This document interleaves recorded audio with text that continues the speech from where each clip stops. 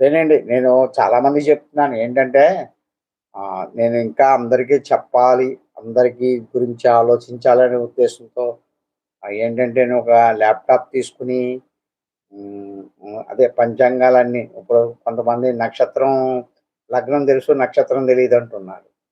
ఇలాంటి వాళ్ళందరికీని అసలు ఏమిటి అన్నది వాళ్ళకి తెలియజేయాలి. వాళ్ళకి తెలియజేయాలి. ఏంటంటేని ఇది మనది వేదభూమి. మనం వేదభూమి. ఈ వేదభూమిలో ప్రస్తుతం అన్యమతాల యొక్క ప్రభావం చాలా ఎక్కువ కనబడుతుంది. ఆ! చాలా కనబడుతుంది. ఈ అన్యమత ప్రభావాన్ని అంటే వాళ్ళు కూడా ఈ జాతకాలనే నమ్ముతారు. వాళ్ళు కూడా చాటుమాటుగా వచ్చి గురువుగారు మాకెలా ఉందని అడుగుతూ ఉంటారు.